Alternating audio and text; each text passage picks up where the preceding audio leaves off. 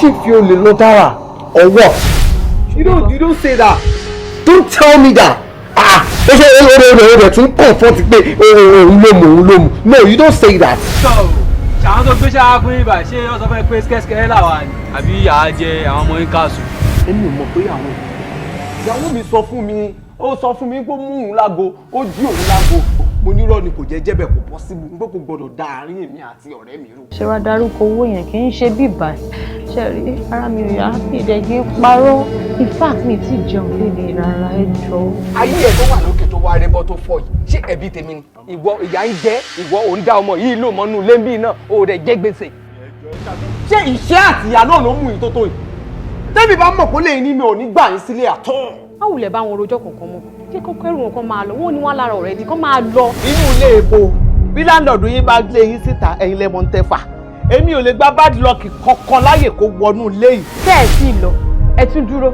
O tún lẹ́nu àti sọ̀rọ̀ ó tí ẹ lójú tì bó tilẹ̀ ń kó mọ́. Sorry o, who are you?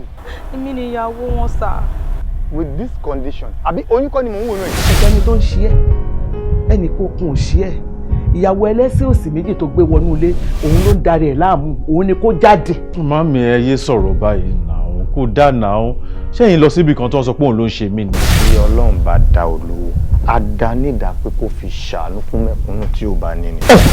No, aláwọ̀ mi.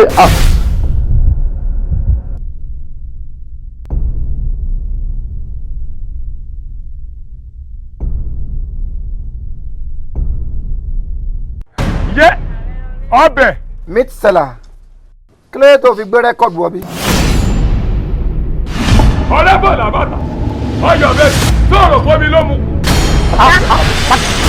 Ẹ ò bọ́ sí ẹ máa ń sún mọ́ mi láàárọ̀ yìí nǹkan tó gbénú mi ju nǹkan tẹ́ ń lérò lọ o. Nǹkan tó. Ẹ rẹ̀ yọ̀ pé yín.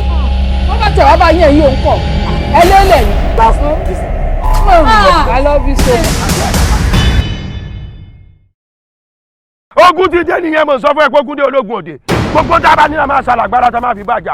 ẹsẹ̀ kò mí investigation mo ṣe báyìí. èbò ní rébọ́ lẹ́nu ọmọkùnrin burúkú yìí ẹ sáàmù ọ̀rọ̀ rẹ wo mọ́tò o. Mi ò níṣẹ́ kankan tí mò ń ṣe láyé mi òun àtàwọn ọmọ mi nìkan ni mo fi gbogbo ayé mi tọ́jú. Gbogbo nǹkan tó máa ń fẹ́ láyé ni máa ń ṣe fún wọn kí ló ń ṣe ẹ́ gan-an kí ló ń ṣe ẹ́ àjẹ́ ni ẹ́. Èmi ni mo bí. Àwọn sùnmí láì ẹ̀sùn lélẹ́yọ̀. Ṣàìtọ́ni. Àdúrà stop.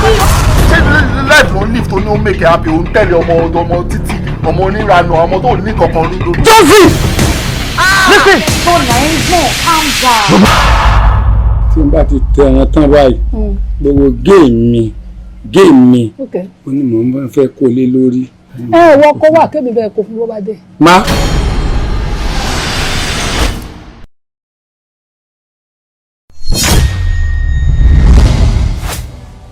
Àsopá kì í jó bàtà bí onígègé ṣe lè dé táì. Ìkejì àwọ̀ àtọwọ́n ọmọ adarí hurun a lè jọ ṣe ó yá nìṣó jẹ́ ká máa lọ. Ayé tí mo wà ṣèmí ló ń wí. Àpáta níyàwó ẹ ẹyin kẹyin ọkùnrin ni mò ń rí fásitì ẹyin yẹn tó bá forí sọ àpáta ìyàwó ẹ yóò tún káyọ̀gá ni. Láti ìgbà tó ti bẹ̀rẹ̀ sí ní fún mi lọ́sẹ̀ bisabisa tí mo ti ń wẹ̀ tí mo dẹ̀ ń tẹpá mọ́ṣẹ́ láti ìgbà yẹn ni mo ti bẹ̀rẹ̀ sí ní méèkì ẹ̀ tó bẹ̀rẹ̀ sí ní ṣe ọmọ wo ni gbàgbé ọmọ ṣe mí. Ọmọ ilé ẹ̀ pátá bọ́ ṣe ń tọ́ bọ́ ṣe ń pa gbogbo ẹ̀ ló máa kọ́ mi but èdè ló máa fi kọ́ mi o. Ìgbà tó máa ṣe fún mi sí ni pé master bedroom yẹn ẹ̀kọ́ mi wà ń bẹ̀ obìnrin kò mú mi lọ báyìí. Ṣé ẹni tó bá lówó nìkan sáwọn nìkan ni wọ́n gbọ́dọ̀ gbà lọ́nà? Don't say that. The rich also cry. Àwọn nǹkan kan wà lọ́wọ́ tálákà bíi tiẹ̀ báyìí tí ò sí lọ́wọ́ olówó tó ń polówó lẹ́kún tí wọ́n fi ń ṣàyọyọ̀ wọ́n lọ ní bọ́dì lọ sóòrì ó rí pé alára kò mọ̀ yà ní ẹ́ ìwọ náà wo èmi. Ṣé compliment nìyẹn? Wo èmi sórí bọ́rùn mi ṣe kù ó gùn bí ìgò magí it is sign of poverty. Ní padà ṣẹ́ṣẹ́ àárọ̀ wa ó di ẹsẹ̀ pé ẹsẹ̀ ọ̀sán ẹsẹ̀ àárọ̀ àzìn pátápátá sẹ́yìn nìyẹn. Ó ń béèrè lọ́wọ́ ìyàwó oṣù kẹfà pé bó ló ti rí oyún ṣé kò sí ilé ọkọ ni. Raymond kò sí ìfun tó wà nínú òròmọ adìyẹ tiẹ̀ tí àwòdì òkété mi ò mọ̀. Ẹ̀kan náà mo ti mọ̀ tẹ́lẹ̀tẹ́lẹ̀ wípé àjẹ́ ni ẹ̀. Stop that, Raymond. àjẹ́.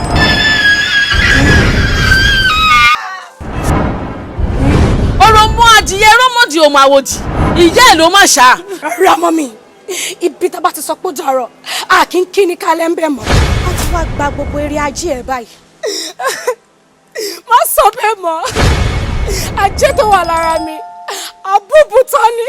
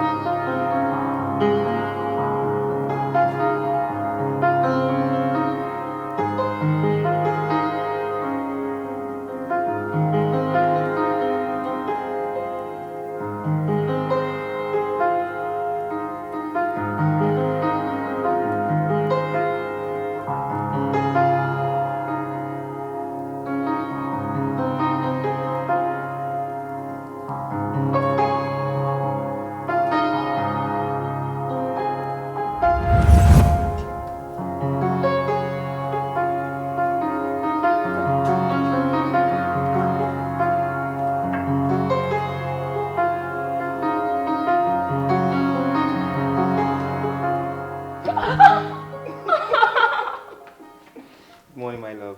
My darling. How was your night? Fine. Yes. Great. Má sọ fún mi pé o ti ready to fẹ́ máa lọ síbi iṣẹ́ o. Tó dẹ̀ tí jẹ breakfast. I need to go now. I have a lot on my plate. Besides, ìwọ ló pẹ́ jí. So o fẹ́ máa blame mi nísìn. Tó dẹ̀ pé ìwọ ló disturb mi ní gbogbo òru tó jẹ́ kí n sùn gbádùn. Wait, èmi disturb all through the night. Torí nǹkan kékeré tá ṣe yẹn. Just 30 minutes. Bọ́láwọ̀n, you call that nǹkan kékeré? That was huge. But compared to the norm. Ó fẹ́ ṣe mí léṣe. All right, darling. Besides, ara mi ò really wà okay kó tiẹ̀ tó dípò dé láti ibi iṣẹ́ lánàá. I was not feeling fine. Bá ti sọ fún mi now, so mi ní disturb ẹ. Kì í ṣe disturbance o, because I also enjoyed it. Besides, mi lè fi ẹ́ sílẹ̀ kí n wá jẹ́ kí àwọn ọmọ ẹlẹ́sẹ̀ ṣoṣooṣo yẹn wọ́n máa ranjú mọ́kọ mi. Bóyá o tiẹ̀ kí n fún wọn face ní tẹ́lẹ̀, but because you're actually feeling like, mi lè jẹ́ kí anybody gbọ́kọ mi lọ́wọ́ mi. Come here. I've always told you this. That no one I repeat, no one can ever take me away from you. Aww, that's the kind of assurance I always need from you. And you will always get it from me. Thank you. I have a gift for you. A gift? What is it? Close your eyes. Oh no, me like suspense. Let me see. Bangles. Shola, must you always do this? Every time to buy jade lo mama ra nkan for me like ishomode. You don't have to keep wasting money on stuff like this. Are you saying I'm too extravagant or what? You're my life, you're everything to me. So it's my duty to make you happy. I can buy you houses every day, I can buy you cars every day. You're my wife. All I want from you is thank you. Okay? Thank you? Thank you. Thank you. Thank you. Thank you. Thank you. Thank you. No. Thank you. I'm wearing this for you myself. Can I have your hand?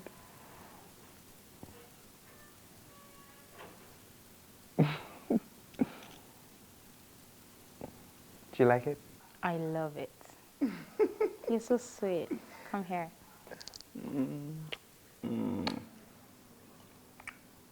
I love you, darling. I love you too. Thank you. That's it.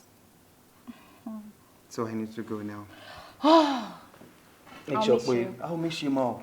Make sure we'll go to the hospital, we'll check her. All right, I will. I love you, darling. Mama. Thank you, darling. Let me see you. No, no, no, no.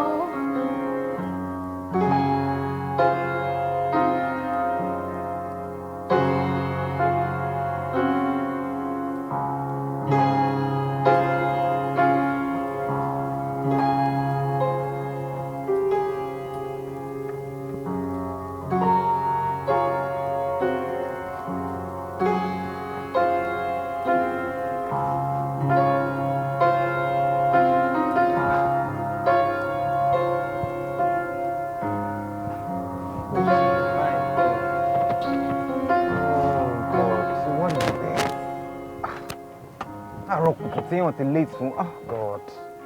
Wasiu dẹ̀ lòun ṣe mọ́tò yìí last week. Kí ni gbogbo ilé ìwà yìí? How much do I have to be spending on this car every time?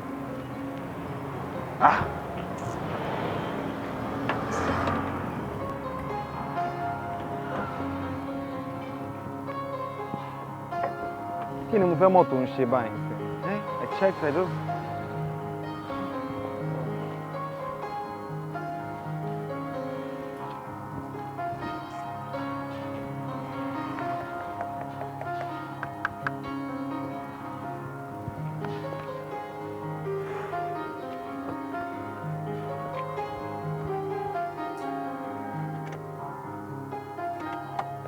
To start more by what to say me I have to go. My feeling my love back in it. It's late already. I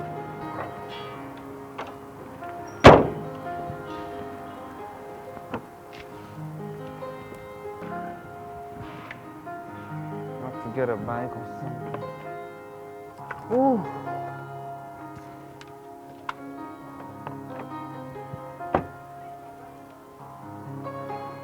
Hello, Wasiu.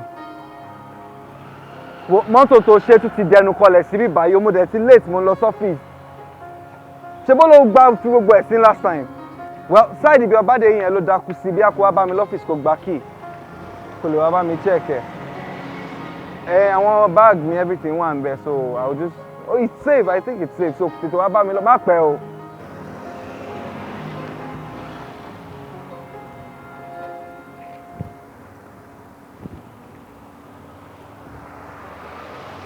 Oh.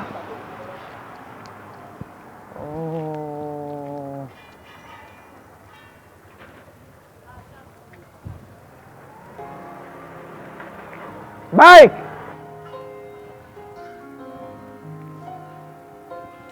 Oh, I hate this.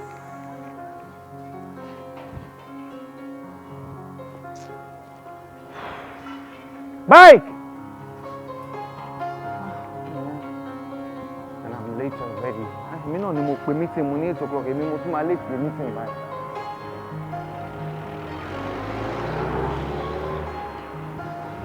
Bike. Obayemi. Just wait for me. Be fast now, Shekia. Sorrow. Just let me go. I go describe for you, no worry.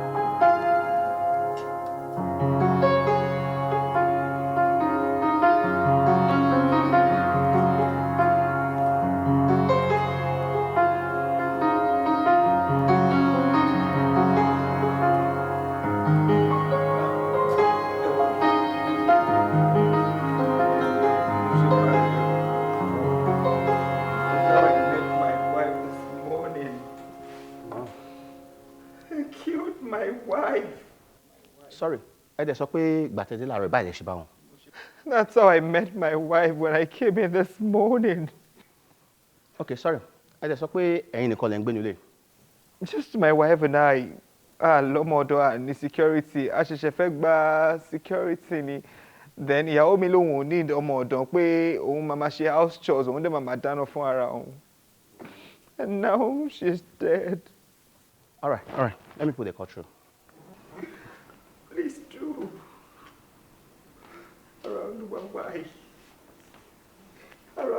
Why? Yeah. Hello, Sir Mike.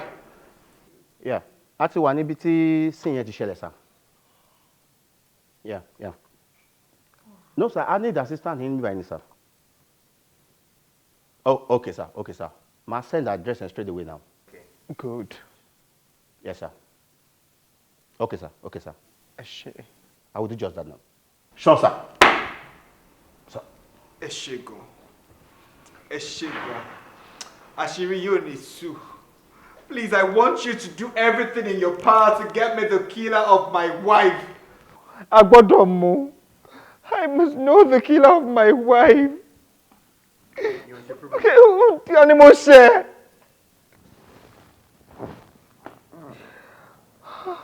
My wife is gone. That's not a problem. That is why you invite us. You understand? Yeah. Don't worry, we'll do our job. How can I survive without you, Araoluwa?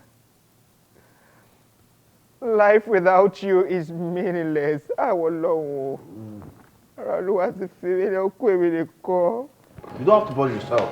Everything will be fine. Sorry, should take the room control.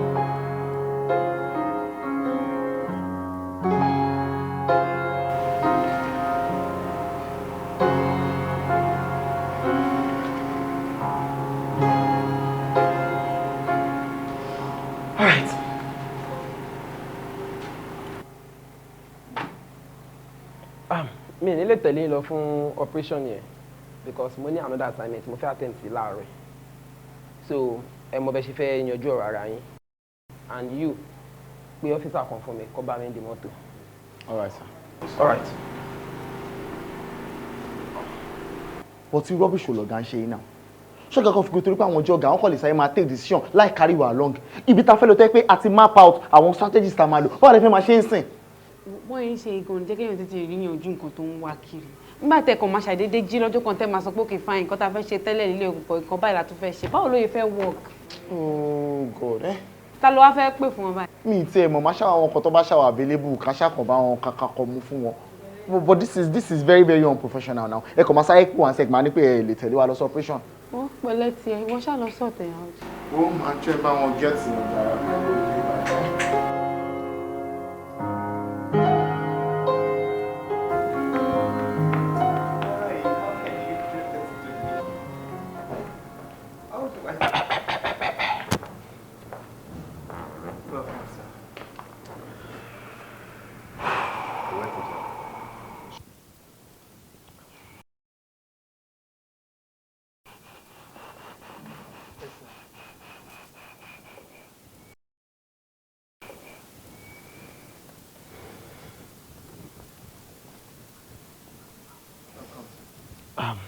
Ṣé anybody ò tí fọkàn? Nobody, sir. Officer. Yes, sir. Please take these pics.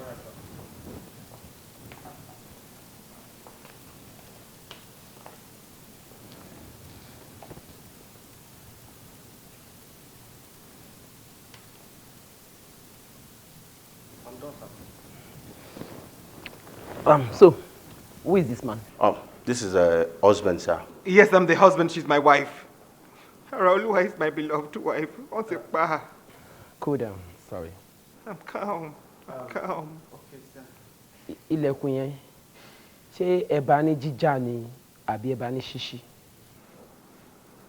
No, wọn jálẹ̀kùn. Mo ṣe ńgbà tí mo fẹ́ wọlé ni sir. A kì í tilẹ̀kùn wa. Ẹ kì í tilẹ̀kùn. Ṣé èèyàn máa ń wà lé all the time? My wife is always home, and if she's not home, I will be home. Èèyàn kan ṣáà máa ń wà lé sir. Okay. Officer. Yes, sir. Prepare ambulance yẹn kó wá páàkì cops yìí. pack my wife? Please, you calm down, sir. Please, you No, calm I down. can take my brother. You just calm down, please. Let me see. They want to pack my wife. It's okay. They want to pack my husband. No. They're packing my wife.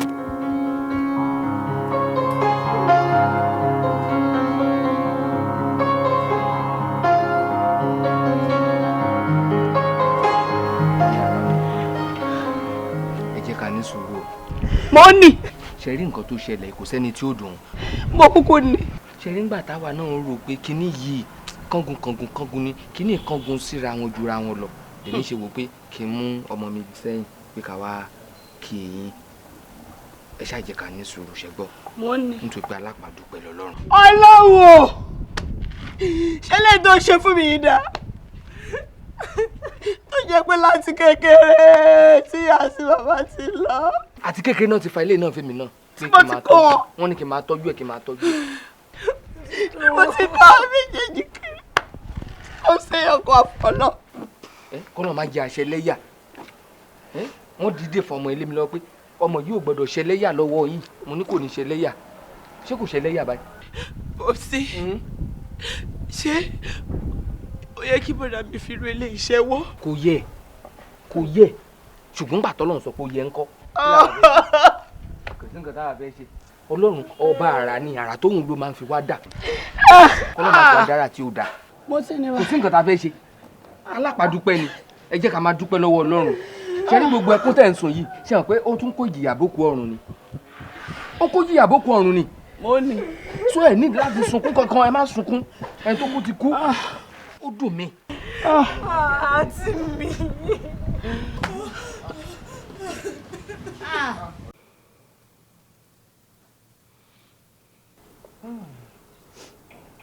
Ẹ̀gbọ́n mi, èdè jọ, èdè má fẹ́ kún ṣera yín léṣe. Ẹni tó kú, ó ti kú, ẹni tó lọ ti lọ. Èdè jọ kí ẹ má fẹ́ kún, ẹ má fi ṣera yín léṣe jọ.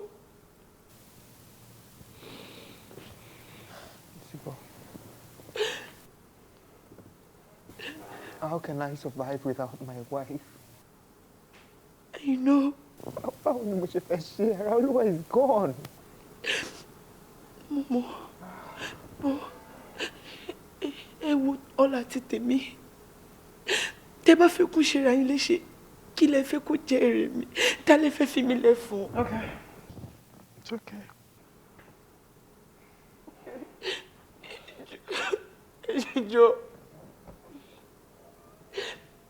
Joe. It's okay. It's okay.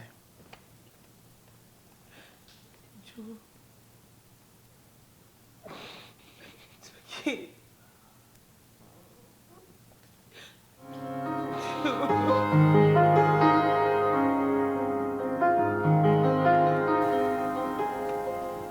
Mr.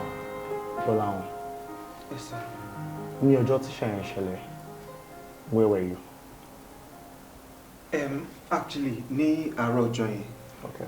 Mo múra, èmi àti ìyàwó mi I exchange pleasantries and ní nice mo dẹ̀ lọ síbi iṣẹ́. So bí mo ṣe ń lọ síbi iṣẹ́ lọ́nà, mọ́tò mi dákú. Mo dẹ̀ park mọ́tò, mo wá means mi láti fi débi iṣẹ́. That was it. Mọ́tò wo lẹ wá eventually gbé lọ sí ọ́fíìsì lọ́jọ́ yẹn? Mi ò gbé mọ́tò, bike ni mo lò. Tí bá get in clearly, ẹni pé bike lẹ gbé débi iṣẹ́. Bẹ́ẹ̀ni. Ìgbà tẹ́ wá kúrò níbi iṣẹ́, where did you go? Mo lọ lé mi.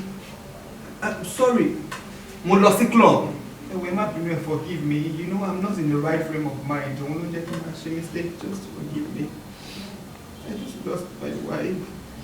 So mo lọ sí club ni. You know, it was a very stressful day for me. You know, àṣìṣe gan lọ́fíìsì enjoy ẹ̀. So èmi àti two of my colleagues akọni ká lọ sí club, ká lọ unwind, ká lọ ṣeré. And that was it. Time lẹ wá kúrò ní club lọ́jọ́ yẹn? No, pẹ́ rárá. You know, mi ò ń lọ club normally. Tí ó bá ṣe pé torí pé ó rẹwà ń jọ yẹn, I had a very long day. Lèmi àtàwọn ọ̀rẹ́ mi kọ́ ṣe ní kakọ̀ lọ sí club.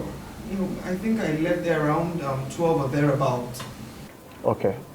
So, tẹ́ ṣe kúrò ní club yẹn, níbo lẹ lọ? mo lọ sí ilé. No, mo lọ sí hotel.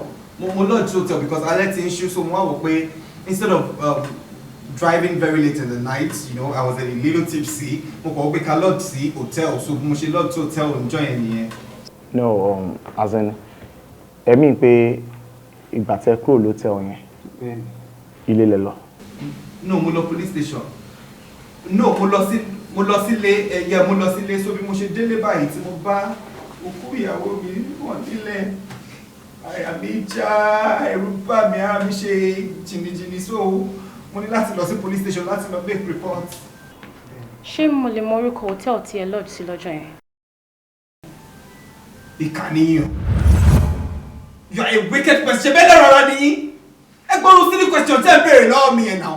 Ṣé orúkọ hotel ni máa gbé sórí ni? My wife is dead. Oh, Mr. Agbola. My wife is gone. Mr. Agbola, take it easy.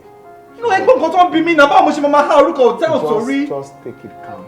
Sherry, we actually want to get to the root of this.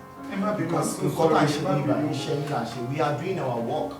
But iṣẹ́ tá à ń ṣe, iṣẹ́ yín là ń ṣe, so you have to provide every necessary information. Ẹ máa ní dàtí fún wa. It's fine. Nǹkan tí mo kàn fẹ́ get nísìn ni pé ní àwọn explanations tẹ́ give yẹn, are you trying to say it was when you got home in the morning on that fateful day lẹ bá òkú ìyàwó yín? Bẹ́ẹ̀ni, mo ṣe délé ni mo bá òkú ìyàwó mi, wọ́n ti pa ìyàwó mi. How do I live without my Araoluwa? How can I survive without my wife who can love me the way Araoluwa loves me? Tèmi ti tó! Yo! Ẹ jọ̀ọ́ mà, ṣé ẹ mọ ọ̀rẹ́ kankan mọ́ àbúrò yín ni? Ọ̀rẹ́ kan ṣoṣo tí mo mọ̀ mọ́ òun náà ni Janet nìkan lọ̀rẹ́ tí mo mọ̀ mọ́ látìgbà tán ti wà ní kékeré títí wọ́n fi dàgbà. Àwọn méjèèjì close gan ni.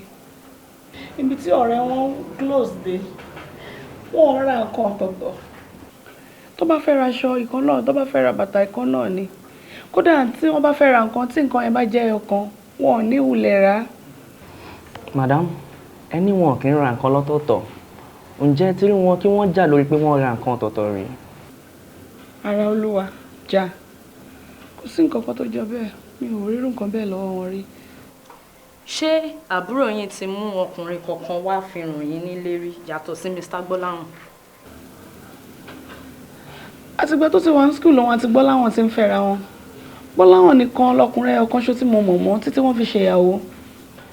Ẹnìkan kò dẹ̀ afẹjọ́ àbúrò yín sùn yìí bí pé bóyá ó jí tòun àbí. Jiot kò sírù nǹkan bẹ́ẹ̀, mi ì gbọ́rù nǹkan bẹ́ẹ̀ kò ṣẹlẹ̀ sí Araoluwa.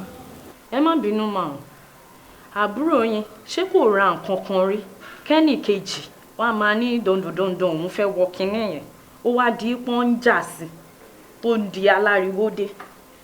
Wọ nǹkan kọjá sí Araoluwa òun ṣe oníwàhálà kò sí nǹkan kan tó jọ bẹ́ẹ̀ kò rí ṣe bẹ́ẹ̀.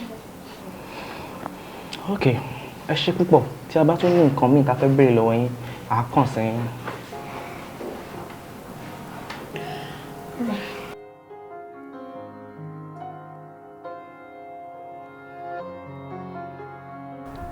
Kí ni nǹkan tí ẹ ti wá ṣe nípa ọ̀rọ̀ sísítà wa?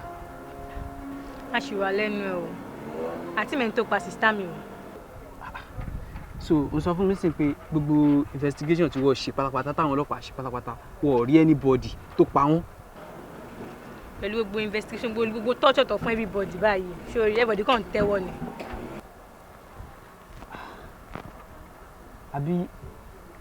Àbí ká sọ pé a mú Ọlọ́run ni. Àmú Ọlọ́run ní kíni pé sísítà mi kú àǹtí mi ò ń bá yàn jà Ọlọ́run gan ò lè mọ̀ọ́mọ̀ fẹ́lẹ́ gan test wa. No, see, mami school ti mi nǹkan tí mi fi sọ bẹ́ẹ̀ ni pé ìgbà tí ẹ sọ pé àwọn ọlọ́pàá wọ́n ti ṣe investigation sọ́tún sósì wọ́n ò dẹ̀ rí anything. Maybe ká sọ pé Ọlọ́run mú wa bẹ́ẹ̀ ni àbí ohun Ọlọ́run àbí kí ni nǹkan tí mi kọ́ fi wò pé kí n sọ bẹ́ẹ̀ nìyẹn o. Ṣé orí kò ń ṣàmú Ọlọ́run pẹ̀lú tó bá kó oògùn wa sínú sẹ́ẹ̀ tọ́tọ́ṣọ̀ wa A máa jẹ́wọ́. Gbogbo wa. Gbogbo wa ni. Àbí gbogbo yín. Ṣé máa lóun máa tì mí rí ni? Mo máa ń tí ẹ àmọ́ báwo ni o máa ní kó gbogbo wa sínú iṣẹ́ ẹ̀? Ṣé èmi mo pa àǹtí ẹ̀ ni? Mi trust anybody bí mo ṣe wà yìí. O trust ara ẹ. Mi trust ara mi. Bọ́ mo lè pa àǹtí ẹ̀. Èmi ò mọ yẹn. Mi ò mọ yẹn.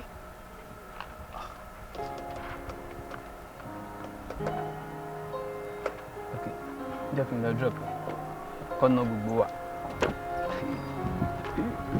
Sir, kí ni orúkọ yín? Paraventure. Maruf gangan lórúkọ tọ̀dọ̀ tèmi, but people call me Baba Lana. Because Lana ni mo fi ṣe first born. Okay. Yeah. Sir, báwo ni Mr. Agbọ́láwọn ṣe jẹ́ sí?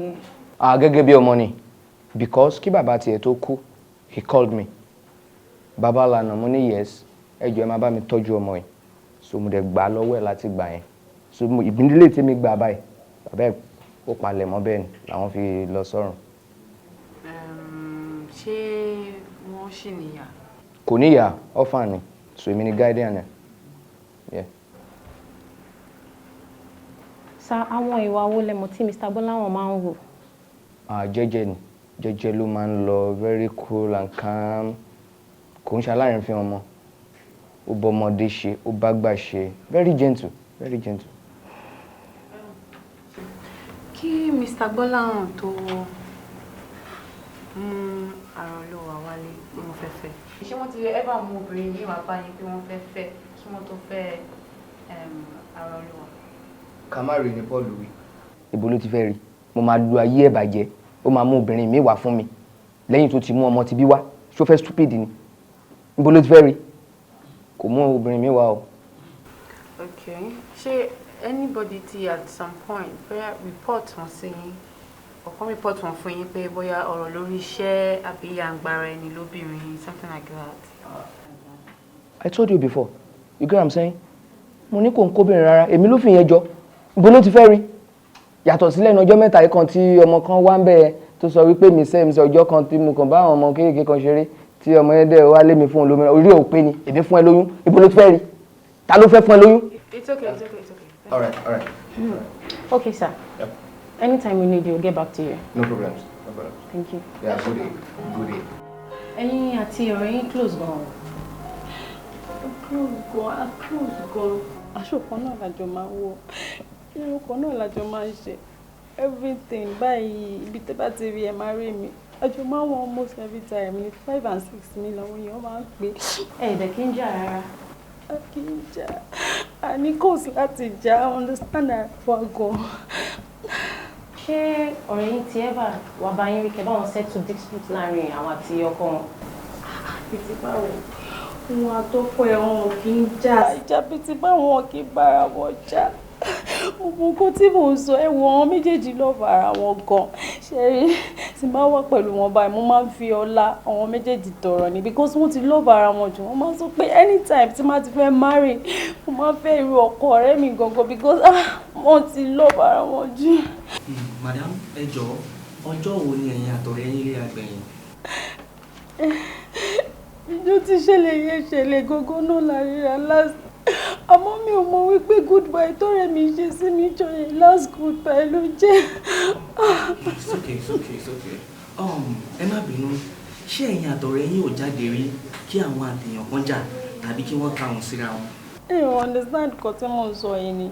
Orí mi ò kí ń bá yín jà. She's a very calm person, kò kí ń jà. Even tèmi àti ẹ̀ bá ń kí gan, ó máa kàn wọ́n pé kóun filẹ̀ ni kóun ṣe tó máa bá yín jà rárá. Èmi kò. It's okay, madam, it's okay. I really appreciate you, God. Thank you very much. When next we need you, we'll definitely get back to you. Thank you very much. You can go. Thank you. You're welcome. I really will be gone. I didn't even understand.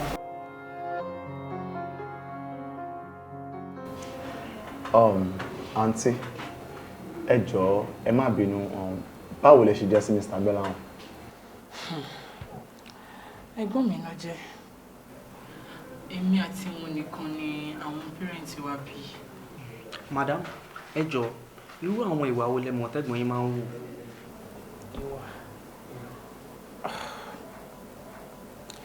Ẹ̀gbọ́n mi wọ́n ń ṣe oníwà lẹ́yìn. Jẹ́jẹ́ báyìí lọmọ Èkó wọn lọ. Oh, they can't share dirty business with anybody. Sis, nínú àlàyé tẹ́ ṣe sílẹ̀, ẹ jẹ́ kó yé wa wípé ẹ̀gbọ́n yín wọn kì í ṣe oníwàhálà. Good. Ẹ dẹ̀ sọ ẹni pé ẹ̀gbọ́n yín ni wọ́n jẹ́. Ìyẹn túmọ̀ sí pé ẹ máa mọ̀ much nípa wọn. And most importantly, nígbà tí wọ́n dàgbà. Mo fẹ́ bi yín ní question. Ǹjẹ́ ó ti ní ìgbà kan rí tí bọ̀dá yín ti ní èèyàn kan bóyá bí girlfriend? I mean before he got married. Tó ti ní girlfriend kan tí wọ́n fẹ́ yálà serious relationship àbí bóyá wọ́n kọ̀ ṣáà ní relationship tí ò tiẹ̀ pé or something. Bóyá àgbà tó wá filẹ̀ bóyá wọ́n jí òtẹ̀ or something. Ẹ mọ̀ bóyá ó lè máa fà bóyá ìkùnsínú àbí kéèyàn ní òkè mo fẹ́ gbẹ̀san bóyá torí kò fẹ́ mi wá lọ fẹ́ lómi. Ṣọ́ọ̀tì ní irú girlfriend yẹn rí. Ẹ̀gbọ́n mi ò lẹ́nibọ̀dì tó ń fẹ́ àyàfi àǹtí àrà nìkan ni mo mọ̀ pẹ̀lú wọn láti ilẹ̀ ẹ̀dẹ̀ náà sì jọ ń fẹ́ra wọn.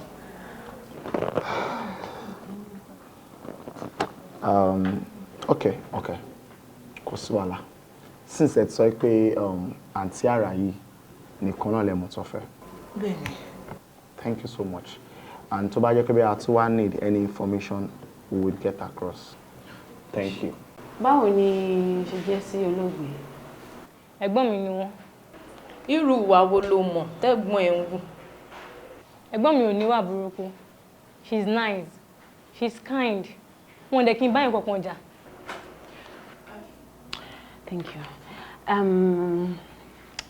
Being your sister or your aunt, whichever way, ẹ mọ̀, as bí obìnrin sóbìnrin, mo mọ̀ pé ẹ máa ní àwọn intimate conversations kankan tó pé máa wà láàrin ẹ̀yin méjèèjì.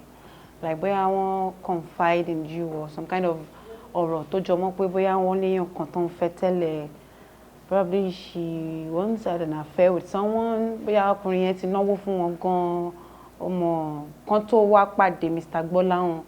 Wọ́n fi wá sọ pé bóyá wọn ò ṣe mọ́. Tó fi wá, you know the kind of got him also. Has there ever been a situation like that? Mi ò mọ̀ anybody. Mr. Gbọ́láhàn nìkan ni mo mọ̀. Okay, thanks. Taba need any information, we'll get back to you. Okay, thank you.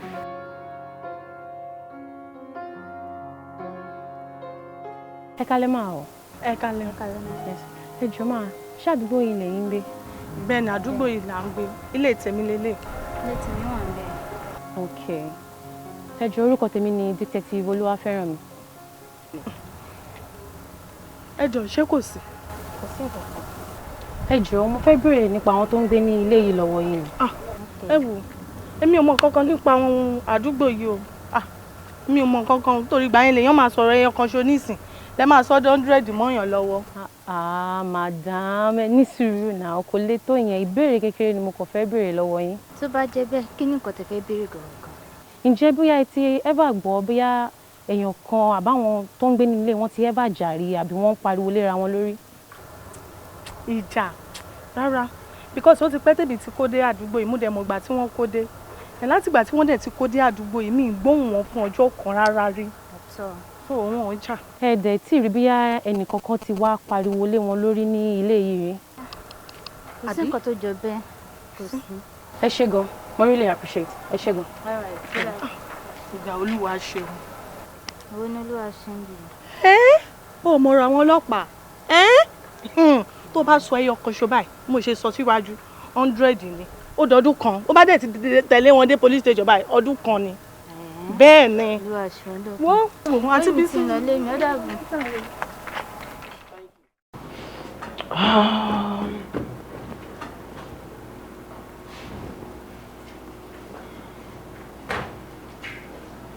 Guys, any evidence?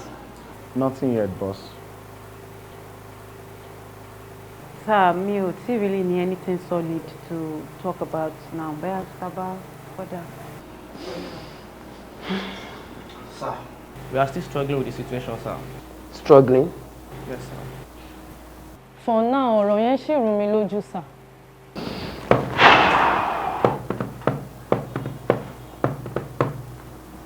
ok tó bá jẹ́ bẹ́ẹ̀ mo believe pé gbogbo wa la ní voice interview oníkálukú.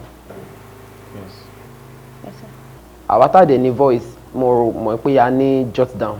Yes, sir. Go through the voice. Ẹ̀yin tí ẹ dẹ̀ jot down náà go through the question and the answer. I know something will come out from it. All right, sir. And I think that's the best idea. All right. So, get back to your work. All right. All right.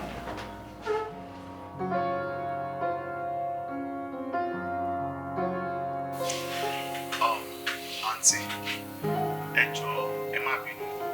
Báwo lẹ ṣe jẹ́ sí Mr. Bella? Ẹ̀gbọ́n mi ló jẹ́. Èmi àti òun nìkan ni àwọn obìnrin tí wá bí. Madam, ẹ jọ̀ọ́, àwọn ìwà wọlé mọ́ tàbí ìmọ̀.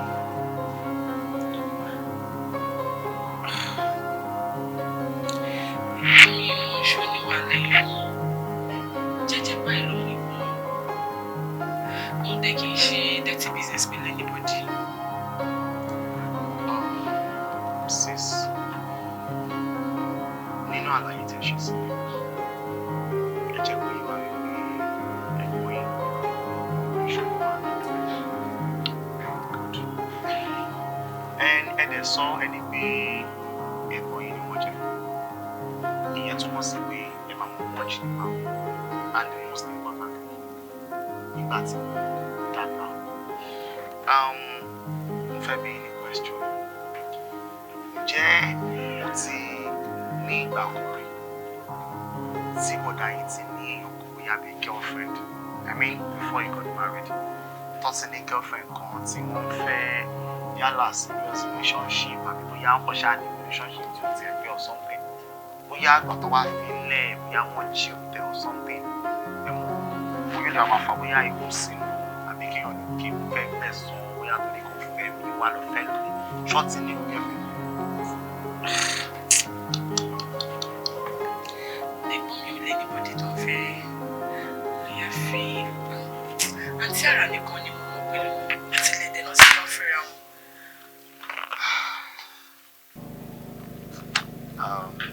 Okay. Kò sí wàhálà.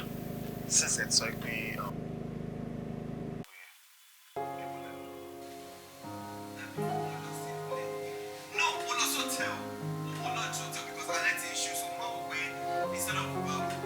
driving very late in the night, you know, I was a little tipsy. We can lot see hotel, so we should lot hotel enjoy it here. No more police station. No police so we should deliver it.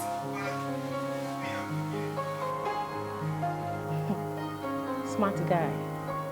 Bọ̀bọ́ ìró kò wọ́n gan ni. Òun ló máa pàyà, òun ló tiẹ̀ pàyàwó ẹ̀ ni. Òun ló pa. Torí àwọn ọ̀rẹ́ yìí kò jọra rárá àti rárá. Òun lọ lé, òun lọ hòtẹ́ẹ̀lì. Àbí? Òun ló pàyàwó ẹ̀. Òun ló máa pàyàwó ẹ̀. Too heartless. Kí Mr. Bọ́lá hàn tó.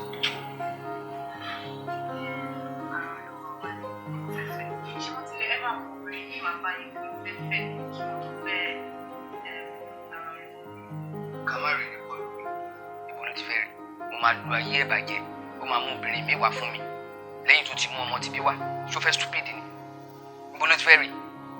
Kò mú obìnrin mi wá o. Okay. Ṣé anybody ti at some point bóyá report wọn sí report wọn fún yín pé bóyá ọ̀rọ̀ lórí iṣẹ́ àbí agbára ẹni lóbìnrin something like that? I told you before. You get what I'm saying? Mo ní kò ń kóbìnrin rárá. Èmi ló fi yẹn jọ. Ibo ló ti fẹ́ rí? Yàtọ̀ sílẹ̀ ní ọjọ́ mẹ́ta kan tí ọmọ kan wá ń bẹ̀ tó sọ wípé mi sẹ́yìn sí ọjọ́ kan tí mo kàn bá àwọn ọmọ.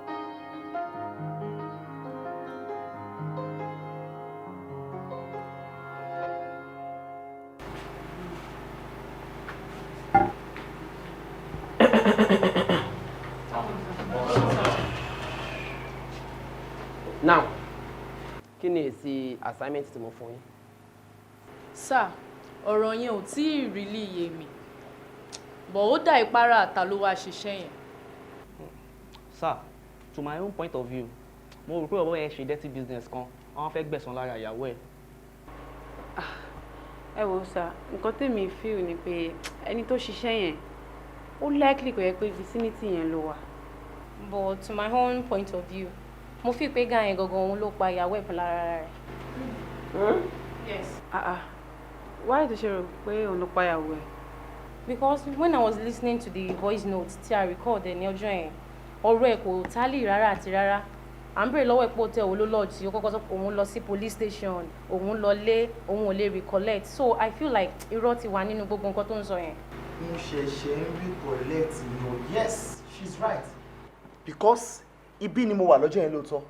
Nígbà tá a interrogate máa yẹn and the way tó ṣe ń sọ̀rọ̀ it wasn't straightforward. Ó kò bẹ̀rẹ̀ sí ń yẹ hòtẹ́ẹ̀lì o kìíní kan ọjọ́ yẹn ló yẹ kí n ti fura lóòótọ́. Lady right. Boss ẹ má bínú sáà o tí ẹ bá ní sọ pé bóyá mo fẹ́ kọ́ yín níṣẹ́ yín ṣe but at least with the little knowledge tèmi náà ní nípa iṣẹ́ yìí mo bá feel pé ẹ jẹ́ ká invite bọ̀bọ̀ yẹn sí ibà I'm so sure pé tá a bá bẹ̀rẹ̀ sí ń touch ẹ̀ ká tó náà touch ẹ̀ fún few days I'm very very sure bọ̀bọ̀ yẹn máa jẹ́wọ́.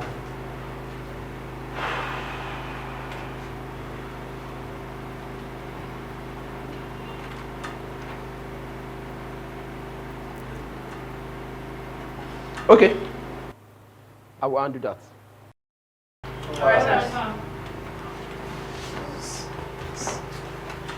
Sori, torí wo sinmi lọ́jọ́ yẹn ni o. Ká ní kó wọn tọ́jú bọ̀bọ̀ yẹn ṣe lọ́jọ́ yẹn. Ààrẹ ò balẹ̀ bó ṣà ń lọ hòtẹ́ẹ̀lì o ilé o kíní kan. Èmi ò sí bí báyìí. Ọmọ kémi wà ń bí náà. Èmi mo interrogate èmi àti ẹ̀lájọ́ interrogate ẹ̀ náà.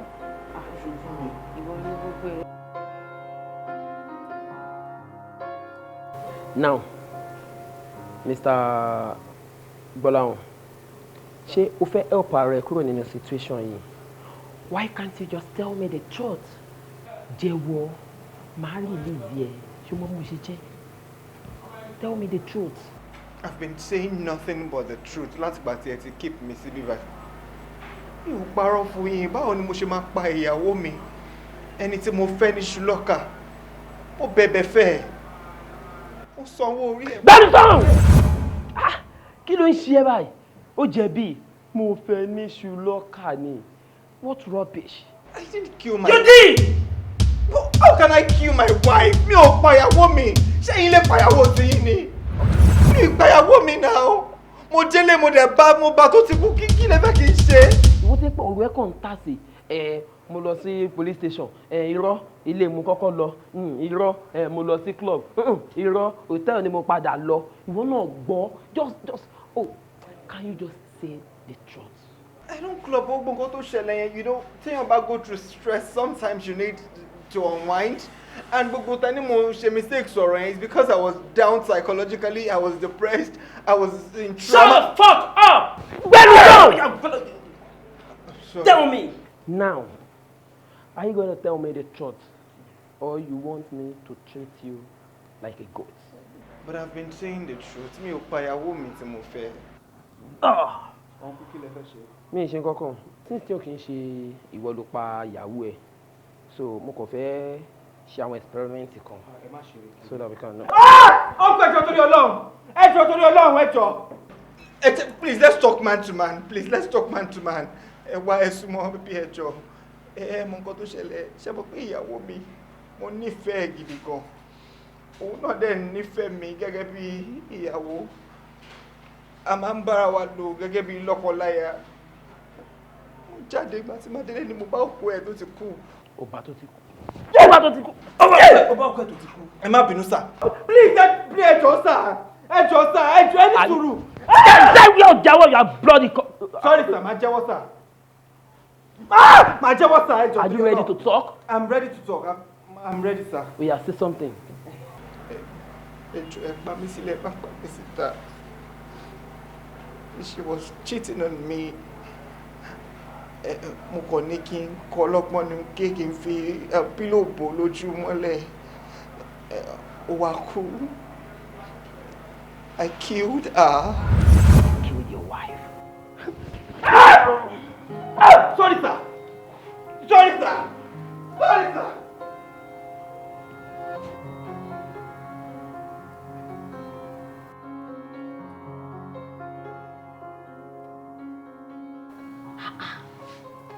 Uncle Gbọ́láhàn ẹ máa surprise mi gan. Ngbà tó sọ fún mi lórí fún mo ní pé mo ní láti máa bọ̀ bí báyìí kí wá rí yín gangan kẹ́ ṣàlàyé fún mi lójúkorojú pé kí ni nǹkan tí ara Olúwa ṣe fún yín tẹ́ fi feel pé ikú ló tọ́ sí kí ló ṣe fún yín gangan kí lọ́mọ yẹn ṣe fún yín. She betrayed me. Betrayed you? Pẹ̀lú gbogbo bí mo ṣe fi ìfẹ́ bá ara Olúwa lò. Mo fi owó bá lò. Mo fi inú kan bá lò. And the only way she could pay me back was to cheat on me. Cheat on you? Ṣebí mo jí láàárọ̀ ọjọ́ yẹn ni. Mo prepare láti lọ síbi iṣẹ́. Ara Olúwa dẹ̀ sọ pé ara òun ṣe bákan. And I told her to go to the hospital and check herself. Àárọ̀ ọjọ́ yẹn mo tún fún ní Bangle as a gift. You know, I always buy her gifts. Mo dẹ̀ jáde mo lọ síbi iṣẹ́. Bí mo ṣe ń drive lọ lọ́nà ni mọ́tò mi bẹ̀rẹ̀ sí ní act funny, so I had to park somewhere. Mo gbé bike pé kó gbé mi lọ sọ́fíìsì. Mo kàn feel pé kò pọ́n mi lé láti gbé bike lọ síbi iṣẹ́. Then I decided to go home and pick my wife's car. Bí mo ṣe dé ilé ni mo bá ọkùnrin mi pẹ̀lú ara Olúwa tèmi. Tí wọ́n hug. In my house. Ó dá system mi rú ńjọ́ yẹn. I left the house. In fact, nǹkan tí mi ò ṣe rí ní ayé mi mo ṣe ńjọ́ yẹn. Mo wá dẹni tó ń rìn kiri. Ara mi ò balẹ̀. I ended up in a beer parlor. I was drinking my life away. Gbàtí máa délé ńjọ́ yẹn mi ò get ara mi mọ́. Èṣù yá mi lò, so I killed her.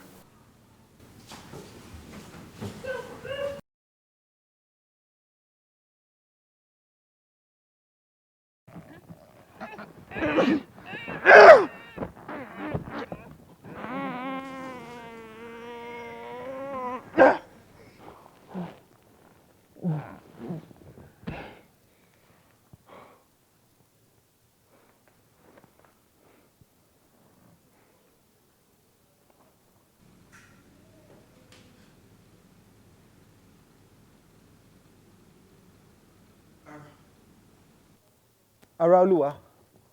Ara. Ara! Ara, look at me. Ara Olúwa, look at me. Ara! Hey, mo gbé o, èṣù ṣe mí o. Ara, look at me. Ara.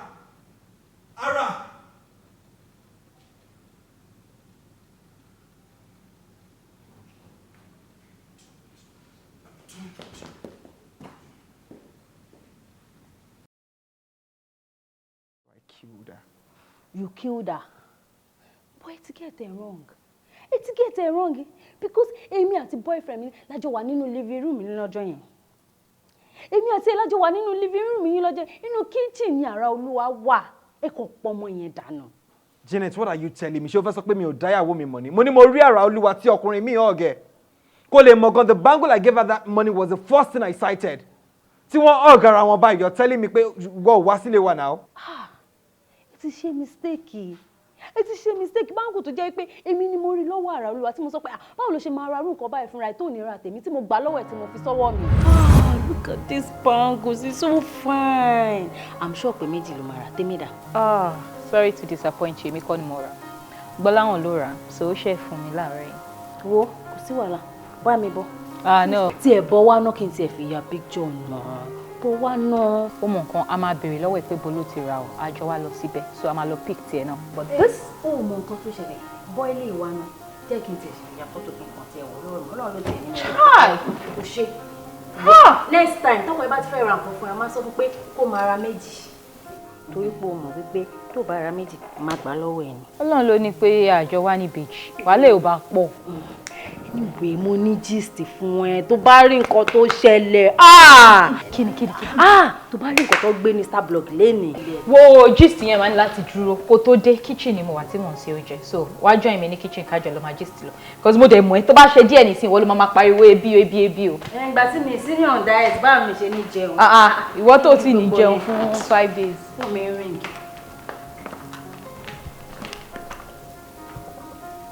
Hello? How are you? Mo wà lọ́dọ̀ ọ̀rẹ́ mi ara olúwa náà. Ṣé wàá wá bá mi bẹ̀? Stop ẹ wá bá mi bẹ̀ onírasẹ̀ onísọkúsọ bóyá máa sọ̀sọkúsọ ni mo retí ẹ̀. Má worry, máa send address ẹ̀. All right, see you soon. Wo kí ló fẹ́ ṣe gan sef?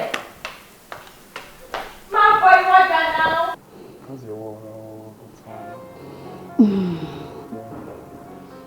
Kò tó ṣẹlẹ̀ ní wípé mo fẹ́ sọ fún ẹ wípé that you should not leave me. Leave you? Yes. Kí ló ń sọ yìí? Irú ọ̀rọ̀ wo ló ń sọ yìí? Kí ni mo wá kiri náà? Let me ask you, jẹ́ ká máa kalẹ̀ ọ̀kọ̀ọ̀kan. Talk about your beauty, your shape, oníwà, you're comfortable, you don't stress me. So sọ fún mi jọ, ṣé àti má fi ilẹ̀ that means pé orí mi ò pé nìyẹn? Àbí èmi ni kí n sọ fún ẹ pé kó má fi mí sílẹ̀?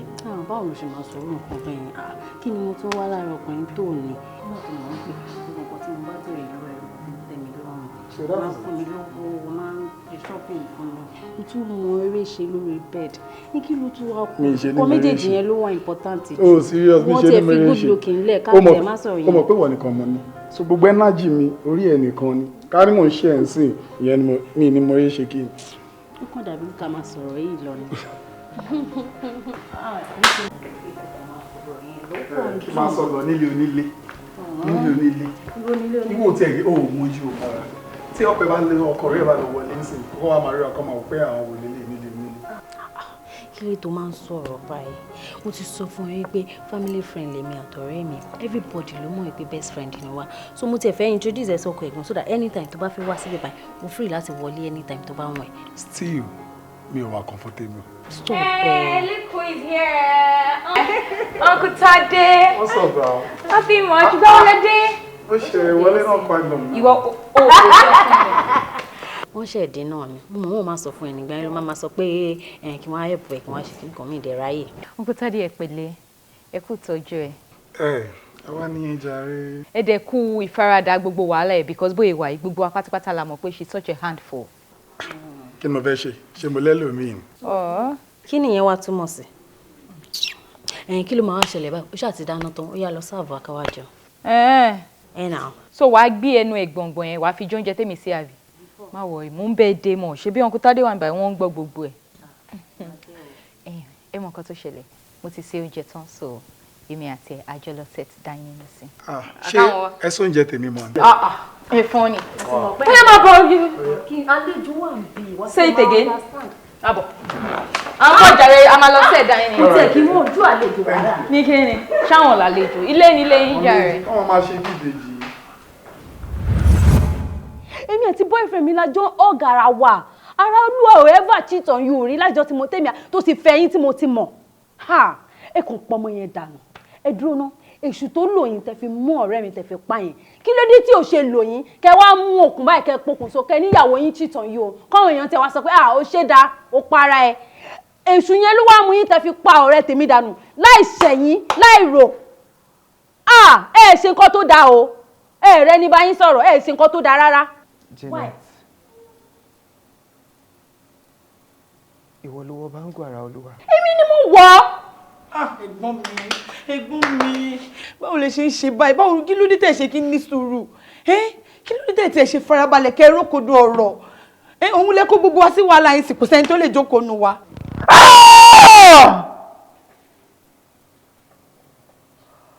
I'm drunk. Ó ti late, ó ti bọ́. Nǹkan tẹ́ ṣe ò dá rárá. Èyí sì. Ẹ kàn pọmọ yẹn dànù. Ẹ pọmọ lọ́mọ dànù. Òun lélẹ́yìí o, ẹ ràn already. Ọ̀gbẹ́ni Jide, time up. Jide, time up. Stand up.